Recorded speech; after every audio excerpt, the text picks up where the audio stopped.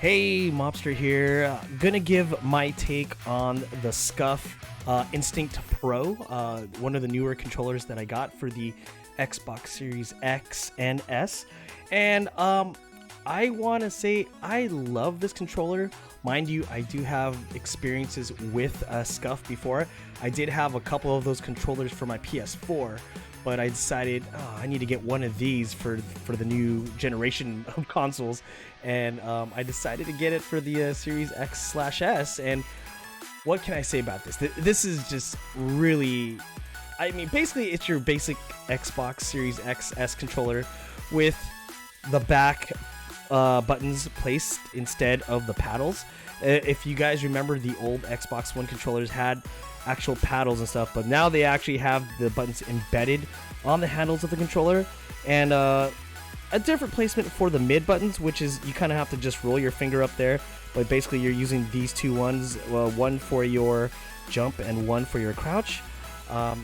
You can also change the profile of what kind of game, depending on the game you're playing. If you're going to be playing first-person shooter games, you could actually have a preset for that, one for racing, and I believe the other one's just all-around one. I'm not sure, but another feature of this controller that I like is the you can see the top. You know, usually, what is it? The trigger stops. They actually have a very big trigger stop right here. If you can see these two switches, one for regular switch modes, and the other one where you're actually just barely clicking it, just like a mouse. I have it on both, so then I primarily use this controller for first-person shooters. But yeah, that's another feature I like about it. It's just like I like playing on keyboard and mouse sometimes, but if I have to on a controller, I'll use it, and it's very beneficial. I can just get a quick shot right away. Those milliseconds make a big difference, whether or not you're surviving in a battle royale mode or a multiplayer team deathmatch kind of thing. This is the Instinct Pro, which means the difference between this and the regular controller is actually it comes with grips, which really feel good. The other controller does not have the grips, but I mean, it doesn't really make too much of a difference. But you know, in the long run, if you're having an intense battle and if your hands sweat a lot, I guess it won't slip out of your hands. This one was custom made to my liking. As you can see, you have like different color rings around the sticks. I chose to go with that button layout. Right here is your mute. Right here, right there. Your mute for your mic and a headset if you choose to use it. And yeah, basically it's the shell of a regular Xbox XS controller, but with the modifications of the back buttons. So basically your differences between the Pro and the regular is the Pro has the grips, both have the trigger stops, and both have the paddles or the embedded buttons in the back, which I'm starting to like this a lot better than the paddles.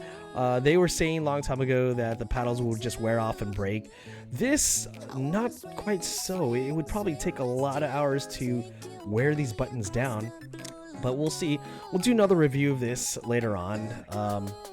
See how durable it is within the years or whatever, or the months. Big difference between this and the Xbox Series, the Elite Series 2 is what I like about the Xbox Elite Series 2 is you could actually make the sticks more tense, which as this one, it's only like one tension, and it's not even as tight as you can make the Series 2 Elite controller. But I still like this controller. I still prefer this to use only on first-person shooter games. I may try this in some racing games if I want to try that racing function, so I can use the back to shift paddles or gear or whatnot. But yeah, overall, I love this controller. It is my choice over the Elite Series 2. Although I use the Elite Series 2 on regular games because I could actually take the paddles off. This is primarily for first-person shooters. So yeah, that's my take on this. I would definitely recommend it.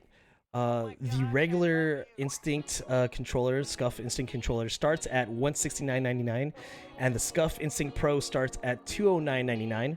I know it's kind of expensive up there if you're on a budget or whatnot, but you know, if you've had experiences with the SCUF controllers before, you know they're a pretty good build, a pretty good quality controller.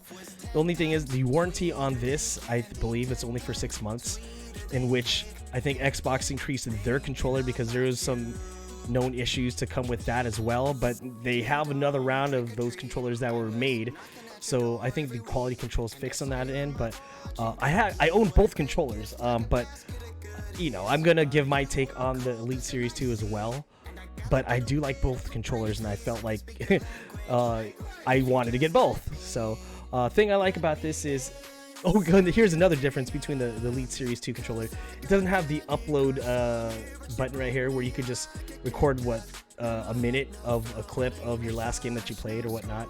The Elite Series 2 does not have that.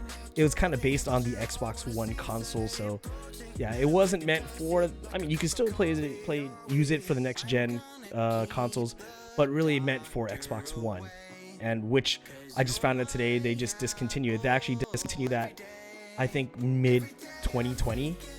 It's weird. It just came out on the news today. But anyways, I hope you find this review helpful if you guys are thinking about the SCUF. I just have money to spend, so yeah, I kind of just spend on this. I don't need it, but I do like using back buttons to help me play games a lot better, keep my thumbs on the sticks, you know. But anyways, if you have any questions or comments, feel free to leave it down right below the video. And again, if you haven't followed this channel, feel free to do it. Thanks again for your support, and I will see you guys later on the review on the Elite Series 2 controller from Microsoft.